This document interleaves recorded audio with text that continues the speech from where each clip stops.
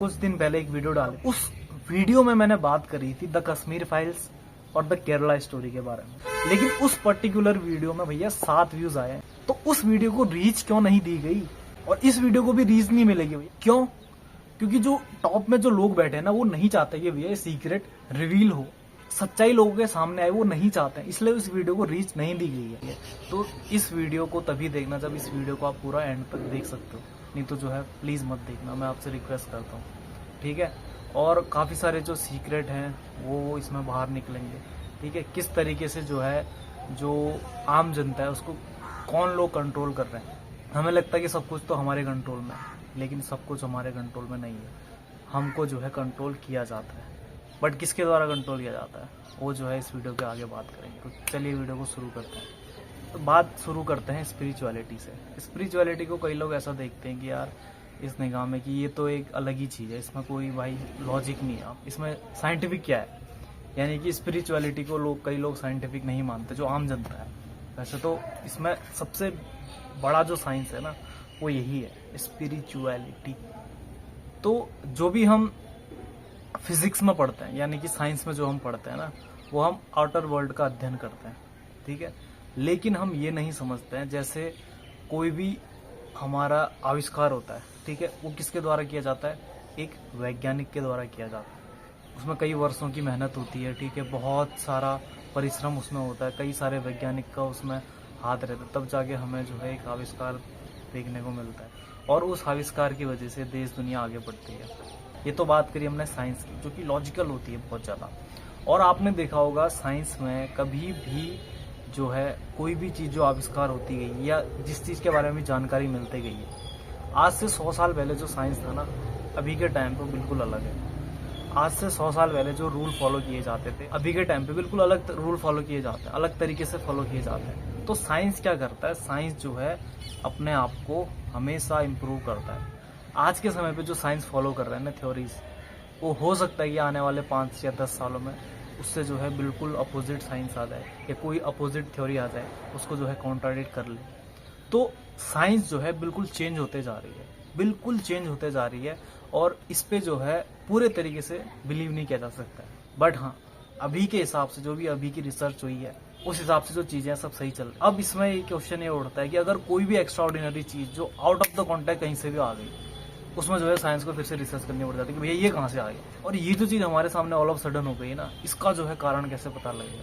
उसको कारण को पता लगने में उसको फिर और रिसर्च करनी पड़ती है, फिर एक लंबा समय लेने के बाद उसका भी जो है देर ब देर सही पर आंसर मिल जाता है।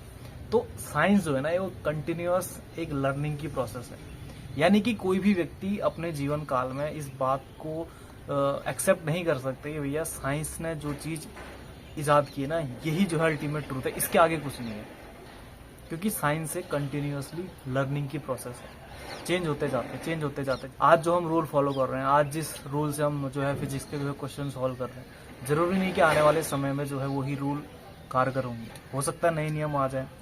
जैसे अगर आइंस्टीन की अगर थ्योरी ऑफ रिलेटिविटी की अगर हम बात करें, उससे पहले जो न्यूटन के लॉ थे, वो जो है बिल्कुल जो है सही बैठते थे, बिल्कुल सही बैठते थे, उनका इस्तेमाल हुआ करता था, ठीक है। बट जैसे ही आइंस्टीन की थ्योरी आई, उसको जो है बिल्कुल जो है चेंज कर दिया। उसने बताया कि ये तो तुम्हारे रूल जो है इस चीज़ में फॉलो होते हैं, बट डिफरेंट कंडीशन में ये चीज़ें फॉलो होती हैं। जो तुम बता रहे हो उससे भी आगे का सच है। तो वहाँ पे क्या आ गया साइंस के अंदर लिमिट, कि ये चीज़ें इन चीज़ों में अप्लीकेबल होती हैं, बट हाँ इससे भी आगे और सारी चीज़ें होती हैं, इससे भी आगे कोई कंडीशन होती है, उसमें जो है ये नियम फॉलो नहीं होता है। और ये तो मैंने बात करी साइंस के बारे में, ठीक है। कोई भी व्यक्ति अपने जीवन काल में ये नहीं सिद्ध कर सकता है कि भैया उसने जो है विज्ञान को पूरी तरीके से जान लिया, कोई सिद्ध नहीं कर सकता है। और इस बात को समझना सबसे ज़्यादा ज़रूरी हो जाता है कि जो हम स्पिरिचुअलिटी को बोलते हैं कि भैया ये तो एक अलग ही है, साइंस से एक अलग ही दुनिया है। ये जो मिसकंसेप्शन बना हुआ है समाज में, या पता नहीं कुछ लोगों के द्वारा ये फैलाया गया है कि भैया जो स्पिरिचुअलिटी है, जो धर्म का रास्ता है, ये बिल्कुल साइंटिफिक नहीं है, बिल्कुल गलत बात है। जो रियल में जो साइंस है ना, वो तो यहीं से शुरू होती है। अब आप देखो, साइंस के जितने भी आविष्कार होते हैं, ठीक है, वो किसी न किसी व्यक्ति के द्वारा किए जाते हैं, ठीक है। अब भले उस व्यक्ति की अप्रोच ये रहती है कि उसको बाहरी दुनिया के बारे में जानना है, ठीक है, ये एक नेवर एंडिंग प्रोसेस है। इस प्रोसेस में कोई भी इंसान ये क्लेम नहीं कर सकता कि मैंने जो है अल्टीमेट ट्रूथ को यहाँ पे खोज लिया है, उसके बाद जो है कुछ भी जानना बाकी नहीं रह गया। कम से कम अभी तक तो ये प्रूफ नहीं हुआ है, और आगे भी जो है इसकी पॉसिबिलिटी जो है बहुत ज़्यादा मुश्किल होती दिखाई पड़ रही है। अब जब मैंने बात करी स्पिरिचुअलिटी के बारे में, तो स्पिरिचुअलिटी की जो शुरुआत है ना, जहाँ पे दुनिया एंड करती है वहाँ से जो है स्पिरिचुअलिटी शुरुआत करती है। कहाँ? जो दुनिया की जो साइंस है वो केवल मटेरियलिस्टिक चीज़ों तक ही लिमिटेड रहती है। बट अगर हम बात करें इसके बारे में, ह्यूमन इंसानी मन के बारे में, उसकी भी एक साइंस होती है, मनोविज्ञान होता है, मनोचिकित्सा होती है। बट आप मनोविज्ञान समझ के आप मन को पूरी तरीके से नहीं पढ़ पाते। मनोविज्ञान एक अलग विज्ञान है, स्पिरिचुअलिटी एक अलग विज्ञान है। स्पिरिचुअलिटी में आप अंतर मन की गहराइयों में जाते हो। जो वैज्ञानिक आविष्कार करता है ना, उसके दिमाग में थॉट आता है। वो थॉट कहाँ से आता है? वो थॉट कौन जनरेट कर रहा है? स्पिरिचुअलिटी इस चीज का साइंस है, इस चीज का विज्ञान है। जो थॉट हमारे अंदर रेगुलेट हो रहा है, जो थॉट हमारे अंदर उत्पन्न हो रहा है ना, वो थॉट की उत्पत्ति कहाँ से हो रही है? हमें लग रहा है कि हम सोच रहे हैं, लेकिन ऑल ऑफ सडन जो थॉट आता है हमारे मन में, कभी हमारे मन में एक अलग ही थॉट आ जाता है। लेटे लेटे सोए सोए कई बार हम ऐसी चीजों से ट्रिगर हो जाते हैं जो जिसके बारे में हमने न कभी सोचा होता है, न कभी हमें उसकी जानकारी होती है। ऑल ऑफ सडन चीजें हो जाती हैं। तो वो जो हमारे अंदर जो थॉट्स आ रहे हैं वो कहाँ से आ रहे हैं? और ये जो मैं वीडियो बना रहा हूँ, ये किस थॉट से इन्फ्लुएंस होकर बना रहा हूँ? कभी किसी ने सोचा है? कोई भी साइंटिस्ट जिसने आविष्कार किया है, उसने एक आविष्कार पे जो है सालों लगाए, उसके बाद जो है उसके दिमाग ने उसे एनालाइज किया। आप सोचो ना, एक व्यक्ति जो है मटेरियलिस्टिक वर्ल्ड को जो है समझने के प्रयास कर रहा है, लेकिन जो व्यक्ति इतना दिमाग लगा रहा है, उसकी क्रिएशन कहां से हुई है? उसकी उत्पत्ति कहां से हुई है? और जो ह्यूमन माइंड है, जो सब कुछ सोच पा रहा है, उसको किसने बनाया है? तो स्पिरिचुअलिटी की शुरुआत ही यहीं से होती है। हम आउटर वर्ल्ड में सब कुछ तो खोज रहे हैं भैया, खोज रहे, यही दिमाग खोज रहा है, बट इस दिमाग को कौन समझ पा रहा है? और मनोविज्ञान भी ऐसा नहीं कि मनोविज्ञान इसको समझने का प्रयत्न करता है। मनोविज्ञान जो आज तक का जो भी जितना डेटा मिला हुआ है माइंड को, स्टडीज को लेके, उन सबको कलेक्ट करके एक रिपोर्ट बनाता है। मनोविज्ञान में हमें पूरी तरीके से चीजें समझ में नहीं आती, क्योंकि माइंड का जो काम करने का जो फंक्शन है ना, जो फंक्शनिंग है, उसको जो है हमने किताबों में जो है समेट लिया। उसके आधार पे हम ये अनुमान लगाते कि भैया अगर ये चीजें हैं तो इंसान के मन में ये करने की टेंडेंसी होगी, अगर इंसान के अंदर ये क्वालिटीज हैं तो ये जो है प्रोबेबिलिटी इसमें पाई जाएगी। ये जो है स्टडी करता है। लेकिन अगर माइंड को कोई डीप लेवल तक समझ सकता है तो वो जो रास्ता है वो स्पिरिचुअलिटी का है। और ऐसा नहीं कि वो कोई इलॉजिकल बेस है। देखो, सबसे जो प्रबल है वो हमारा मन है। और अगर मन को अगर समझने की हम बात करें ना, तो अगर हमने मन को समझ लिया, क्योंकि मन ही के द्वारा जो है पूरी दुनिया जो है कंट्रोल हो रही है, किसी न किसी के मन के द्वारा हो रही है, बट हो तो रही है ना, मन ही कंट्रोल कर रहा है। तो जब हम मन को समझ लेंगे तो हम पूरी दुनिया को जो है समझ पाएंगे। इसीलिए इसको समझना बहुत ज़्यादा ज़रूरी है। इसीलिए स्पिरिचुअलिटी भी एक साइंस है। इसको जो है कोई भी मिथ मत समझने लग जाना। अब ये है, ये कंसेप्शन हमारा बना हुआ है, और ये कंसेप्शन भी लोगों के द्वारा डाला गया। खासकर हिंदुस्तान की अगर मैं बात करूँ ना, तो हिंदुस्तान का जो कल्चर रहा है, क्योंकि यहाँ पे अगर हम बात करें ना, एक किसी भी हम देश की प्रगति किस बात से आकलन करता है, लोग कितने खुशहाल हैं, लोग की आर्थिक स्थिति कैसी, उसी बात से जो है किसी देश की जो है सुख शांति का, देश की संपन्नता का जो है आकलन किया जाता है, या देश की प्रगति का आकलन किया जाता है। कौन देश कितना विकसित है, कौन देश कितना जो है विकासशील है, कौन देश गरीब है, ये जो है उसकी संपन्नता से आकलन किया जाता है। सीधी सी बात है। तो आपने जो है सुना होगा भारत के बारे में कि भारत को जो है सोने की चिड़िया कहा जाता था। तो यही जो कल्चरल डिफरेंस था और लोगों से, क्या स्पिरिचुअलिटी का, ये ब्लेस्ड था भारत। देखो, अगर हम भारतीय सभ्यता की जो है पुरानी पुस्तकें अगर हम पढ़ते हैं, ठीक है, उसमें वेद हो गए, ग्रंथ हो गए, ठीक है, उपनिषद हो गए, उनमें अगर हम सच्चाई ढूंढने का प्रयास करें तो हमें एक चीज तो समझ में आएगी, अगर हम उस चीज को ध्यान से समझेंगे, कि कोई भी चीज जो है बिना अनुभव के जो है लिखी नहीं गई। सब कोरी बातें नहीं, ऊपर से किसी ने जो है अनुभव किया है, उसी के बाद ही जो है उसने जो है अपने एक्सपीरियंस को शब्दों में जो है पिरोया है। तभी जो है हमें उसके बारे में पता लगा। हमारे अंदर क्या थॉट डाला गया है लोगों के द्वारा कि जब तक जो है वेस्ट से जो है अप्रूवल नहीं मिल जाएगा किसी चीज़ का, तब तक जो है किसी भी बात को जो है माना नहीं जा सकता। ये थॉट हमारे दिमाग में किसने डाला? कभी सोचा है आपने?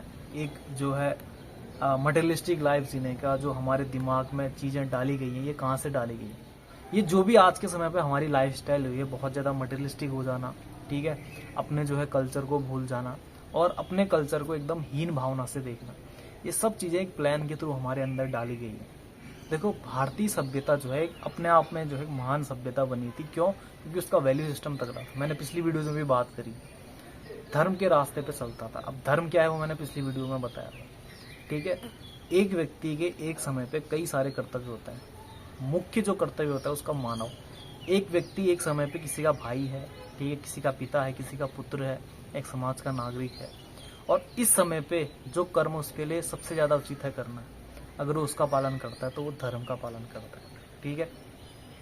यहाँ पे मैंने आपको धर्म को जो है संक्षेप में बताने का प्रयत्न किया, लेकिन धर्म का जो तत्व है मैंने पहले भी बोला है, ये बहुत ज़्यादा सूक्ष्म है, ठीक है। तो लोग जो है जीवन सही तरीके से जीते थे, धर्म पूर्वक जीते थे, तभी जो है उनकी लाइफ में संपन्नता आई। कोई भी बुरी चीज़ ये इन 6 चीज़ों से ही उत्पन्न होती है: काम, क्रोध, लोभ, मोह, मद और मार्तस्य, ठीक है। कभी भी कोई भी चीज़, अगर इनमें से कोई चीज़ आपके अंदर है ना, तो आपकी जो चेतना का स्तर है ना वो नीचे गिरेगा, या आपकी चेतना उससे विकृत होगी।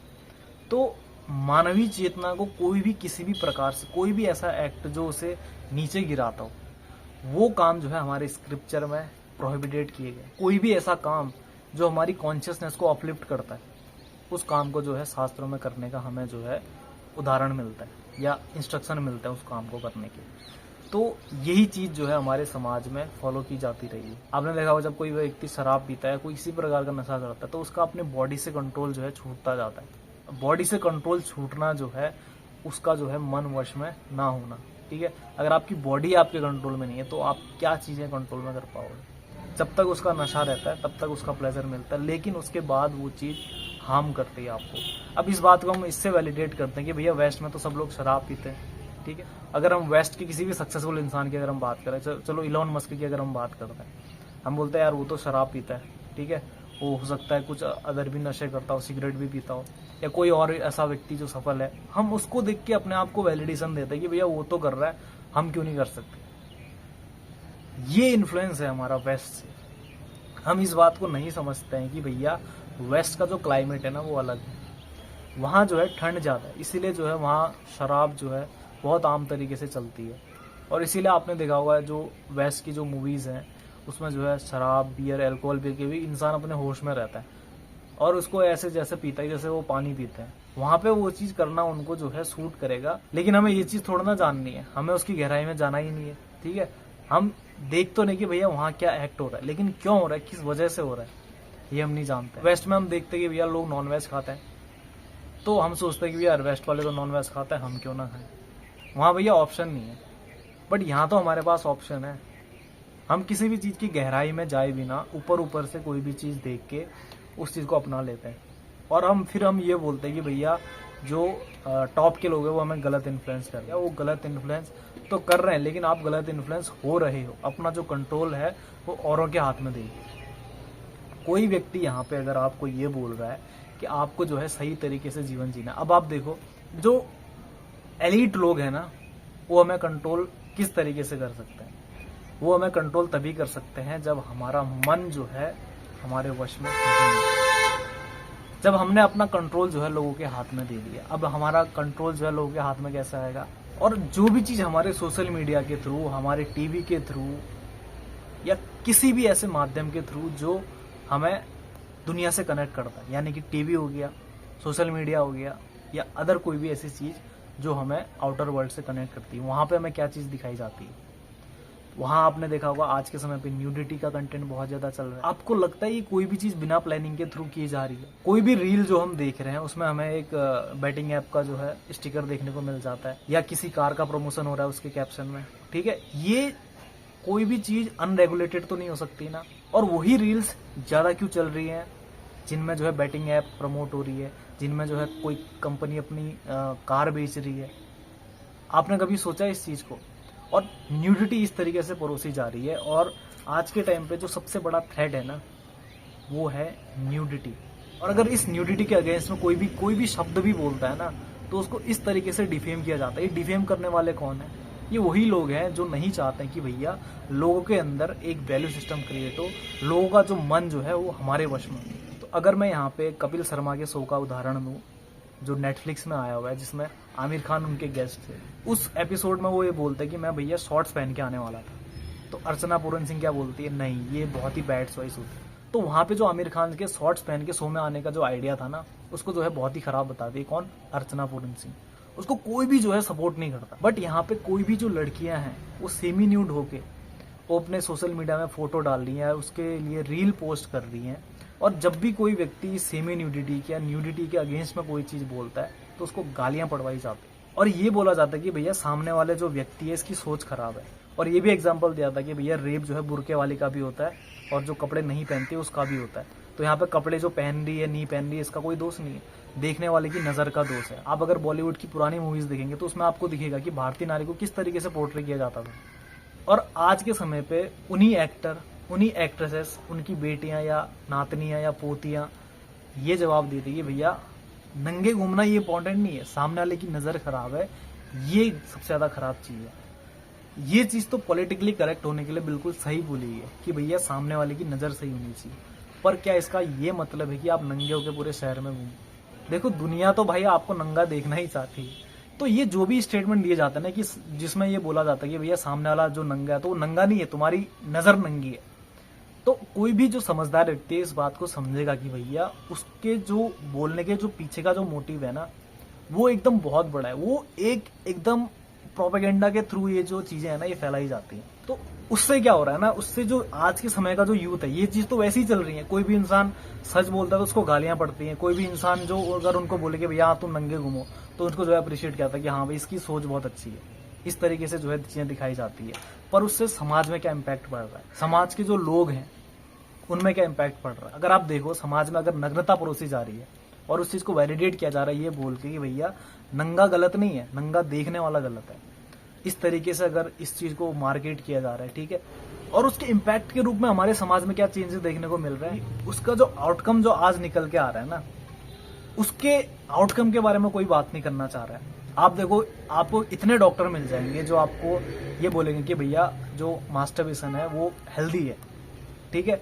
अब मैं इसके डिटेल में नहीं जाऊंगा। अगर कोई भी व्यक्ति को, किसी भी व्यक्ति को डॉक्टर से वैलिडेशन मिल गया कि भैया मास्टरबेशन हेल्दी है, अब उसमें वो ये भी बोलते हैं कि भैया एक्सेस में करोगे तो कोई भी चीज नुकसान होती है।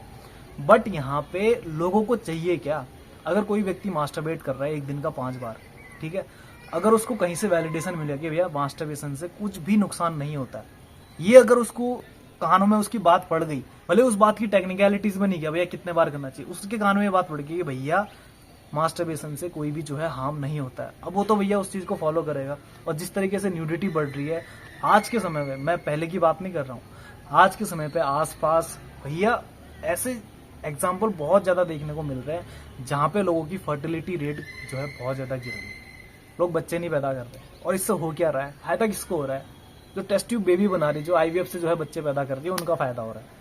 अल्टीमेटली पैसा जो है कहाँ जा रहा है? जब समाज में इस तरीके से न्यूडिटी फैलेगी, इस तरीके से वैल्यू सिस्टम लोगों का गिरेगा, ठीक है, अपने मन से कंट्रोल हट गया ना, अब कोई भी चीज इंसान को सोशल मीडिया में न्यूडिटी दिखेगी और इस चीज को वैलिडेट करने के लिए बहुत सारे लोग आ जाएंगे और इसी तरीके से चीजें चलते जाएंगी, तो उसका लॉन्ग टर्म में इफेक्ट क्या पड़ रहा है? ये पड़ रहा है लॉन्ग टर्म में इफेक्ट। और उससे फायदा किसको हो रहा है? उन कंपनीज को हो रहा है जो भैया टेस्ट ट्यूब बेबी देती हैं अपना, ठीक है, आईवीएफ से जो है बच्चा पैदा करा लो, क्या दिक्कत है? कोई दिक्कत नहीं, उस चीज के लिए हमें पे करना पड़ रहा है। बट यही चीज अगर कोई आपको सिखा रहा है कि भैया अपना वैल्यू सिस्टम मजबूत रखो, आप न्यूडिटी मत परोसो, उसका इम्पैक्ट जो है ये हो रहा है। ये कोई भी जो एक्ट होता है ना, जो भी इंसान न्यूडिटी फैला रहा है, जो भी इंसान इस चीज के अगेंस्ट में बोल रहा है, उस चीज को गालियां पड़ रही हैं, तो ये एक चीज ना प्लान के थ्रू हो रही है। अगर कोई व्यक्ति इस बात को समझ नहीं पा रहा है तो उस व्यक्ति की गलती है। कोई भी चीज अपने आप में देखो, अगर कोई पिता जो है बहुत ज्यादा ओपन माइंडेड है, मैं अगर बात करूं बॉलीवुड का ही है कोई, ठीक है, अगर उसकी बेटी उसके बेड पे नंगी पड़ी हुई है, ठीक है, और दिन भर नंगी घूमते रहती, बेटी कपड़े पहन ले, ये बोलना उसका गलत होगा, या ये बोलना सही होगा बेटी तू घर में तो मेरे लिए तो तू बेटी है, लेकिन तू कपड़े पहनने की तो अच्छा लगेगा। तो वहां पे अगर वो बाप को सुनाने लग जाए कि तू तो साले तेरी नजर खराब है, तू साले ऐसा है वैसा है, ये अब मैं क्या बोलूं, ये चीज बोलने की नहीं है भैया, ये चीज खुद इंसान को समझनी चाहिए कि किस प्रोपेगेंडा के तहत आपको जो है आपका जो वैल्यू सिस्टम है वो कमजोर किया जा रहा है। यहाँ पे अगर मैं इस चीज को जस्टिफाई करने लग जाऊंगा ना तो मैं ही गलत हो जाऊंगा, मेरे को ही गालियां पड़ेंगी। आपको खुद समझना है कि किस चीज से आपका फायदा हो रहा है, किस चीज से आपका नुकसान हो रहा है, और कहाँ पे चीजें आपको मैनिपुलेट करके आपके सामने रखी जा रही है।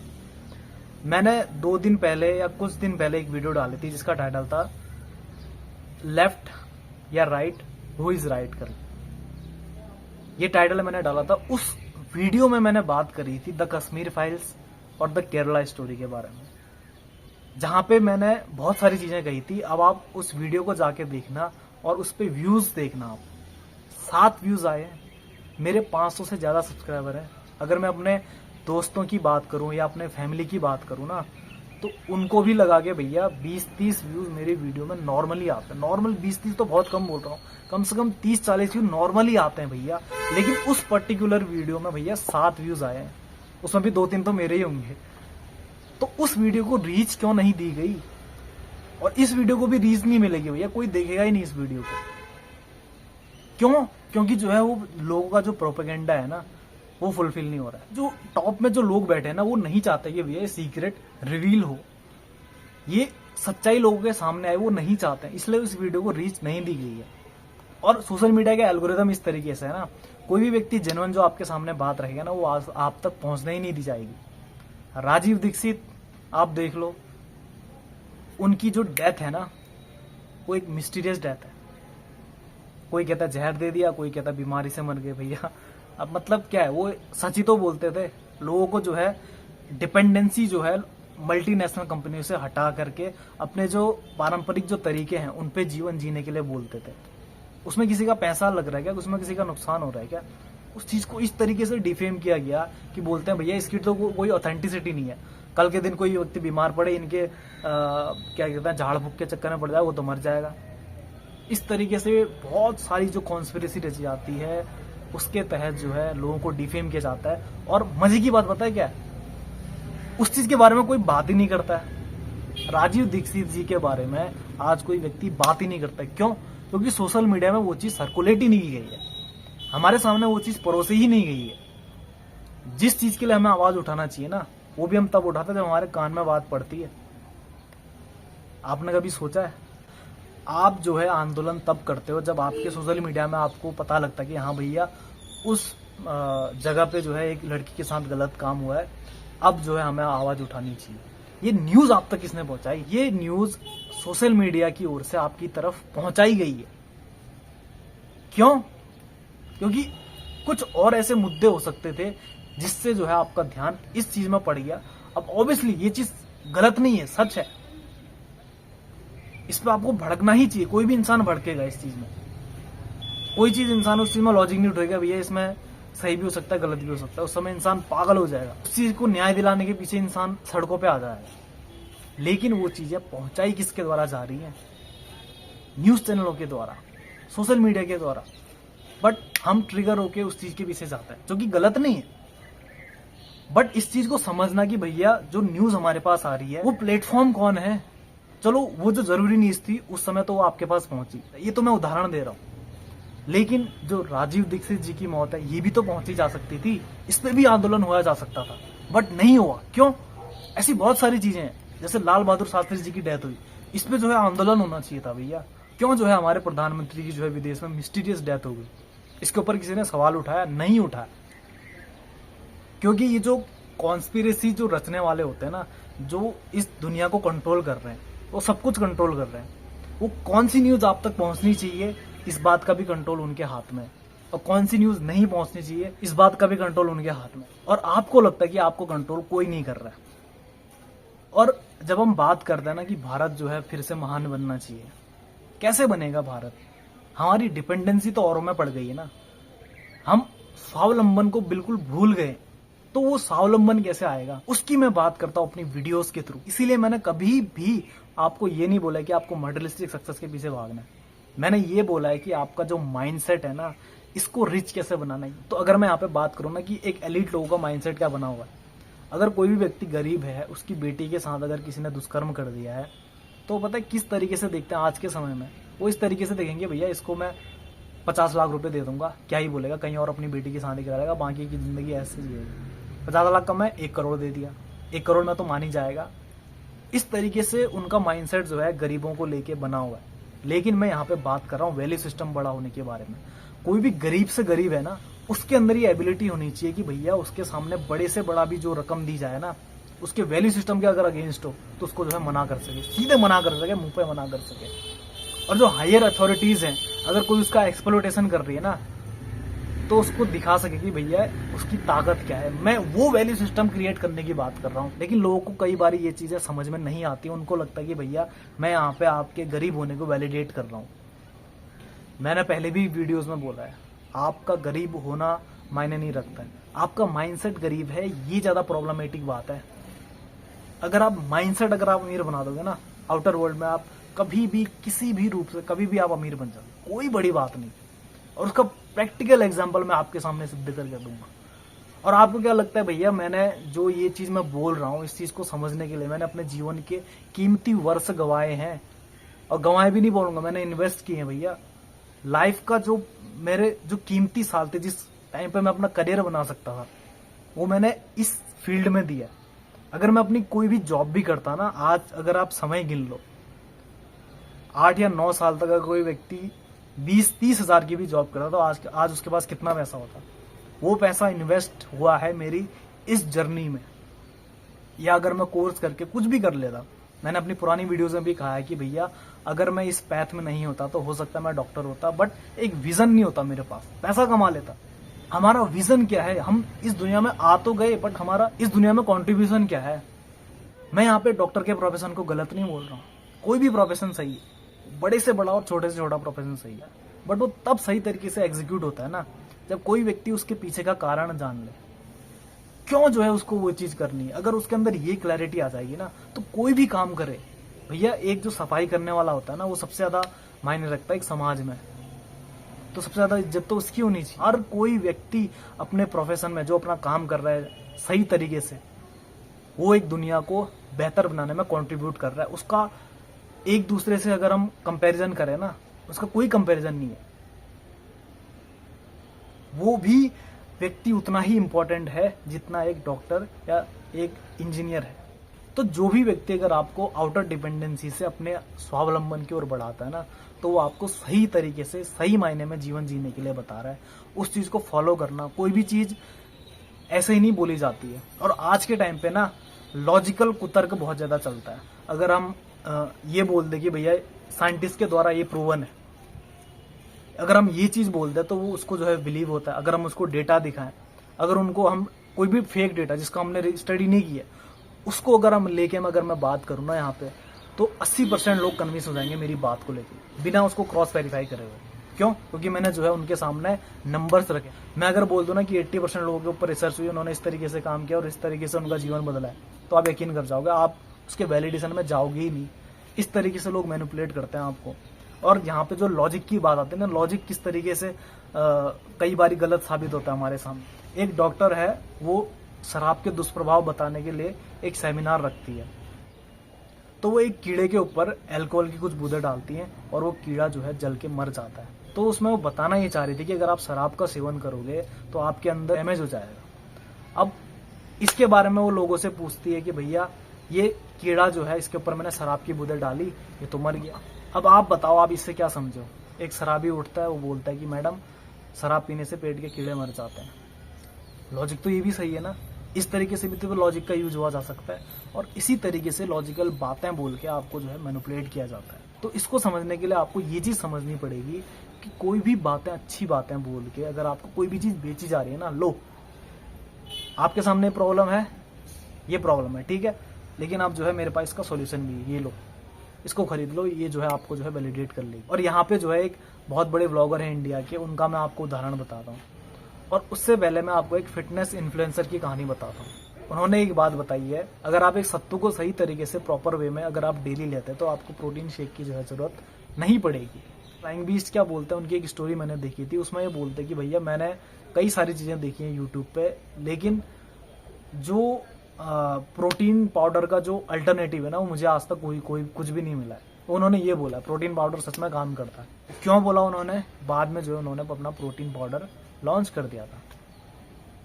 तो इस तरीके से जो है दुनिया में लोग हर तरीके से आपको जो है एक्सप्लॉइट करना चाहते हैं, और आपका जो पैसा है ना, वो किसी न किसी तरीके से आपसे निकालना चाहते हैं। देखो, पैसा कमाना गलत नहीं है, बट अगर आपके पास इनफ पैसा है तो आप सही चीज़ों में इन्वेस्ट करो ना, लोगों को उससे फ़ायदा हो, उस बात को बताओ। आपको जो पैसा तो मिलेगा ही भैया, आपके पास पैसा कम थोड़ी है, बट जो ट्रस्ट पब्लिक ने आपको किया है जिस चीज़ के लिए, उस ट्रस्ट को कभी ब्रेक ना करना, ये सबसे बड़ी बात रह जाती है। और इसीलिए मैंने आज जो मैं वीडियो बना रहा हूँ, मैंने यूट्यूब पे 2-2.5 साल का समय दिया। इस समय पे मैं अगर कोई और काम कर रहा, कोई जॉब कर रहा होता, तो मेरे पास एक अमाउंट होता जिसको लेके मैं सर्वाइव कर रहा होता, कुछ भी कर रहा होता, लेकिन मेरा वो मोटिव पहले से रहा ही नहीं है। मेरा जो मोटिव है वो हमेशा से ही रहा है कि भैया मैं दुनिया में वैल्यू कैसे प्रोवाइड करूं, लोगों को सही तरीके से जीवन जीना कैसे जो है लोगों के सामने रखूं, सही माइंडसेट से जीना। मैंने अपने लाइफ में इतने सारे लोग देखे, लेकिन कोई भी प्रॉपर वैल्यू वाला इंसान गिनती के 1-2 देखे होंगे। मैं पैसा कमाना इंपॉर्टेंट है, मैं इस चीज को डिनाई नहीं कर रहा हूँ, बट मोटिव भी तो डिपेंड करता है ना। अगर मैं लोगों से बात कर रहा हूँ, आपको काम करने में खुशी होनी चाहिए। अगर मैं कोई काम ऐसा कर रहा हूँ जिस चीज से मुझे खुशी नहीं हो रही है, तो उसमें मैं खुद दुखी नहीं हो रहा हूँ, अपने आसपास जितने भी लोग हैं ना, उन सबको दुखी कर रहा हूँ। बट ये चीज़ मेरे समझ में तब आएगी ना, जब मैं इस चीज़ को गहराई से समझूंगा। अगर आप कोई मन का काम नहीं कर रहे हो ना, आपके अंदर फ्रस्ट्रेशन होगी, आप जबरदस्ती उस काम को कर रहे हो अपनी EMI भरने के लिए, अपने बच्चे पालने के लिए, अपनी बीवी के मेकअप और उनके खर्चे के लिए, तो उस चीज़ के लिए अगर आपको बॉस की गालियाँ भी सुननी पड़े तो आप सुनोगे, लेकिन आपको मन नहीं कर रहा है, तो आप क्या करके एक ट्रैप में फंस गए। तो कहीं ना कहीं उसकी फ्रस्ट्रेशन तो निकलेगी, बीवी पे निकलेगी, बच्चे पे निकलेगी, और चीज़ें जो है सही तरीके से नहीं होंगी। तो जब मैं इस चीज़ को फॉलो कर रहा हूँ तभी मैं ये चीज़ें बोल पा रहा। अगर मैं इस चीज़ को फॉलो नहीं करता तो नहीं बोल पाता। और जब आप किसी काम को अच्छे मोटिव के साथ करते हो ना, तो पैसा तो जो है आ ही जाता है। कहाँ से आता है पता नहीं, आ ही जाता है। पर परवाह उसकी नहीं है, परवाह काम की है। आपके काम से क्या इम्पैक्ट पड़ रहा है समाज में। भले 2 ही लोग देख रहे हैं, भले 4 ही लोग देख रहे हैं, बट देखें उस चीज़ को। आज नहीं देख रहे तो कल देखेंगे भैया, ठीक है। लेकिन जहाँ पे आपको वैल्यू प्रोवाइड होगी ना, वहाँ आपको जाना चाहिए, और अपने आसपास ऐसे लोगों के साथ रहना चाहिए जो आपको अपलिफ्ट करते हैं। दुनिया में आपके सामने ऐसे बहुत सारे लोग हैं जो आपको पुल डाउन करेंगे, नीचे की ओर खींचेंगे। ऐसे लोगों से दूर हो जाओ। इसीलिए मैं अकेले रहना पसंद करता हूँ, और मेरा फ्रेंड सर्कल भी कोई बहुत बड़ा नहीं। तो बहुत लंबी हो गई वीडियो, अगली वीडियो में मिलते हैं। सही लगे तो शेयर कर देना।